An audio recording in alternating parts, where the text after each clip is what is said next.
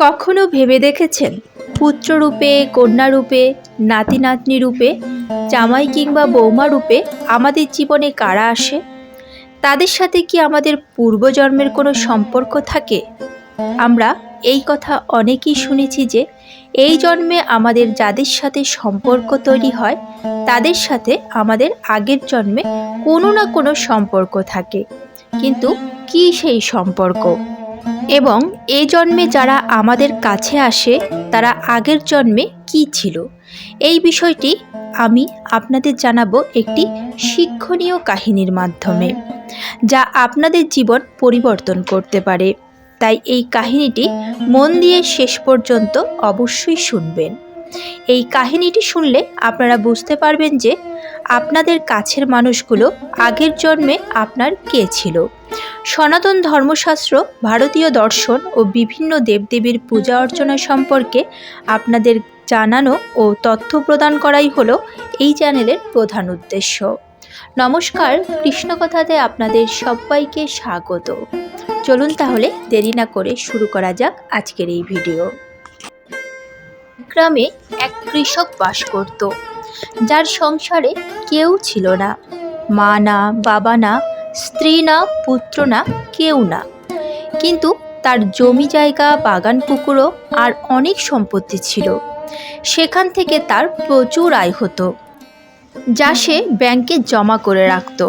আর সেই গ্রামে একজন ব্যবসায়ী ছিল, যে তার ব্যবসা নিপুণভাবে জানত, কিন্তু বৃদ্ধির জন্য তার কাছে অর্থ ছিল না। সেই ব্যবসায়ী একদিন সেই কৃষককে এসে বলল, ভাই, তোমার তো প্রচুর বিষয় সম্পত্তি, কিন্তু সেখান থেকে তোমার ভালো উপার্জন হচ্ছে না। তুমি এগুলো বিক্রি করে আমাকে দাও, আমি সেই টাকা ব্যবসায় লাগাবো, যেখান থেকে তোমার প্রচুর আয় হবে। ব্যবসায়ীর কথা শুনে সেই কৃষক তার সম্পত্তির প্রায় সমস্ত অংশই বিক্রি করে ব্যবসায়ীকে দিয়ে দেয়। কৃষকটি তার কাছে কেবলমাত্র একটি শখের ফুল বাগান রেখে দেয়, যেখানে তার প্রিয় মহিষ থাকত। এইদিকে ব্যবসায়ী কৃষকের কাছ থেকে টাকা পেয়ে সেই টাকা ব্যবসায় লাগিয়ে দেয়, এবং সে ব্যবসা খুব ভালো জানতো বলে ব্যবসার উন্নতিও হতে থাকে। যেমন যেমন ব্যবসায় উন্নতি করে, ব্যবসায়ীর মনেও ঠিক তেমন তেমন পাপ জন্মাতে থাকে। সে মনে মনে ভাবতে থাকে যে লভ্যাংশের অর্ধেক অংশ আমি কৃষককে দেব না। কিছুদিনের মধ্যেই কৃষক বুঝতে পারে যে ব্যবসায়ী তাকে ঠকাচ্ছে। তখন ব্যবসায়ী ও কৃষকের মধ্যে বেঁধে যায় তুমুল ঝগড়া। তারপর কৃষক যখন বাড়ি ফিরে যায়, সে দেখে তার পোষা মহিষটি তার শখের ফুলবাগানটিতে ঢুকে সব কিছু নষ্ট করে দিয়েছে। কৃষক তখন রাগের মাথায় একটি লাঠি দিয়ে মহিষটিকে মারতে যায়, এবং সেই মহিষ তাকে এমনভাবে আঘাত করে যে সেই আঘাতে কৃষকের মৃত্যু হয়। তার কিছুদিনের মধ্যেই মহিষটিও মারা যায়। এই খবর যখন ব্যবসায়ীর কানে পৌঁছায়, তখন ব্যবসায়ী অত্যন্ত খুশি হয়, কারণ সে জানত যে কৃষকের কোনো উত্তরাধিকারী নেই, সুতরাং তার ব্যবসায় লভ্যাংশ ভাগ নেওয়ার কেউ নেই। এইদিকে দিনে দিনে তার ব্যবসার উন্নতি হতে থাকে। কিছুদিনের মধ্যেই ব্যবসায়ীর পরিবারে একটি পুত্র সন্তানের জন্ম হয়। ব্যবসায়ী এই খবর শুনে আরও খুশি হয়ে যায়। সে মনে মনে ভাবতে থাকে যে ঈশ্বর আমার উপর খুবই প্রসন্ন। এইদিকে তার ব্যবসা দিনে দিনে ফুলে ফেঁপে উঠেছে। অন্যদিকে বাড়িতে এমন খুশির খবর, তাই তার খুশির আর কোনো সীমা রইল না। তার পুত্র বড় হতে থাকে। পুত্রকে ব্যবসায়ী স্কুলে ভর্তি করায়। খুবই বুদ্ধিমান ছিল ব্যবসায়ীর পুত্র, তাই ব্যবসায়ী তাকে আরও ভালো স্কুলে ভর্তি করায় এবং অনেক দূর পর্যন্ত পড়াশোনা করিয়ে উচ্চ শিক্ষিত করে গড়ে তোলে।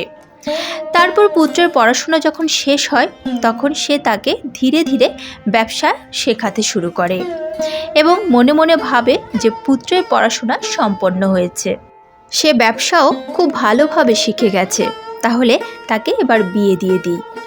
এক সুন্দরী পাত্রী দেখে ব্যবসায়ী তার পুত্রের ধুমধাম করে বিয়ে দিয়ে দেয় এবং বৌমাকে ঘরে নিয়ে আসে। কিন্তু বিয়ের কিছুদিনের মধ্যেই ব্যবসায়ীর পুত্র অসুস্থ হয়ে পড়ে। এই খবর শুনে ব্যবসায়ী খুবই চিন্তিত হয়ে পড়ে এবং তার পুত্রকে এক ভালো ডাক্তারের কাছে নিয়ে যায়। ডাক্তার ওষুধ দেয়, ব্যবসায়ী পুত্রকে ওষুধ খাওয়ায়, কিন্তু রোগ কিছুতেই সারে না। ব্যবসায়ীর চিন্তা আরও বেড়ে যায়। সে আরও বড় ডাক্তারের কাছে নিয়ে যায়। সেও পরীক্ষা নিরীক্ষা করে ভালো ওষুধ দেয়, তবু রোগ কিছুতেই সারে না। এইদিকে ব্যবসায়ীর চিন্তা বাড়তেই থাকে।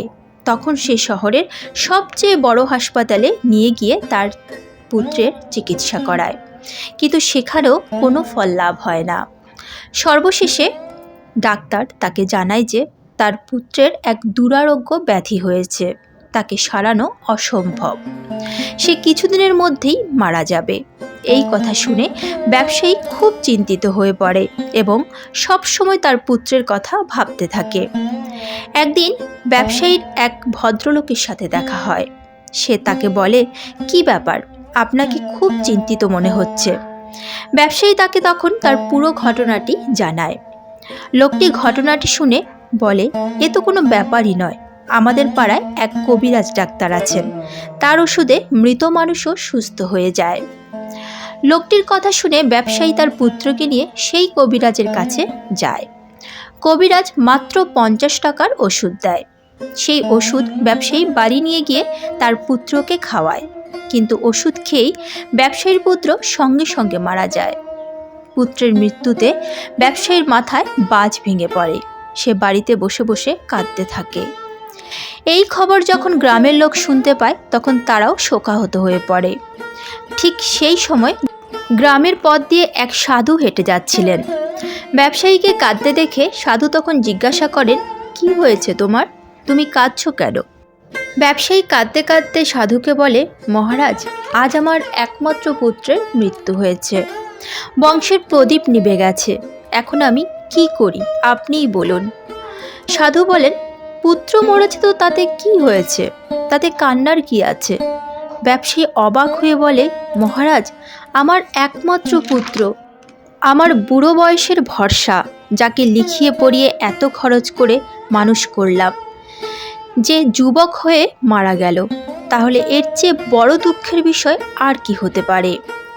সাধু তখন হাসতে হাসতে বলে, ব্যবসায়ী, তুমি তো সেদিনও খুব খুশি হয়েছিলে। ব্যবসায়ী বলে, মহারাজ, কোন দিন?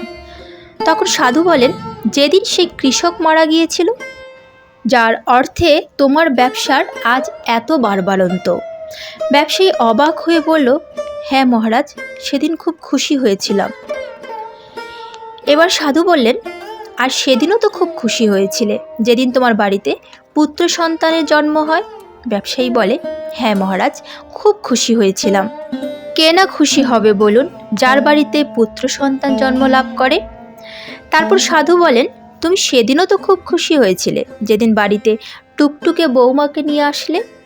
ব্যবসায়ী তখন কাঁদতে কাঁদতে বলে, হ্যাঁ মহারাজ, খুব খুশি হয়েছিলাম। সুন্দরী বৌমা, উপযুক্ত বৌমা পেয়েছিলাম, তাই খুব খুশি হয়েছিলাম। সাধু তখন বলেন, তুমি অনেকবারই তো খুশি হয়েছ, এবার না হয় একটু কাঁদো। এ সবই তোমার কর্মফল।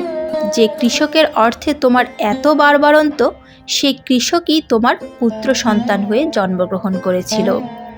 পুত্রকে লালন পালন করতে, পড়াশোনা করাতে, ধুমধাম করে বিয়ে দিতে, তার চিকিৎসা করাতে যে অর্থ তুমি ব্যয় করেছ, তা সেই কৃষকেরই ভাগের অর্থ। তার প্রাপ্যের মাত্র 50 টাকা বাকি ছিল, তখন সেই কবিরাজের মাধ্যমে তোমার কাছ থেকে আদায় করে নিয়েছে। ব্যবসায়ী তখন কাঁদতে কাঁদতে সাধুর পায়ে লুটিয়ে পড়ে এবং বলে, মহারাজ, সবই বুঝলাম, কিন্তু যুবতী বৌমার কি অপরাধ? এই মেয়েটি এই বয়সেই কেন এত কষ্ট পাবে? সাধু তখন মুচকি হেসে বলেন, কৃষকের একটি মহিষ ছিল, যাকে সে খুব ভালোবাসত ও বিশ্বাস করত। সেই মহিষ কৃষকের সাথে বিশ্বাসঘাতকতা করে এবং সেই মহিষের আঘাতেই কৃষক মারা যায়। এই যুবতী মেয়েটি হচ্ছে সেই মহিষ, যে এ জন্মে তোমার বাড়িতে বৌমা রূপে এসেছে। যেহেতু যুবক অবস্থায় সে কৃষকের সঙ্গে বিশ্বাসঘাতকতা করেছে, তাই এই জন্মে যুবতী অবস্থায় তাকে এই কষ্ট পেতে হবে।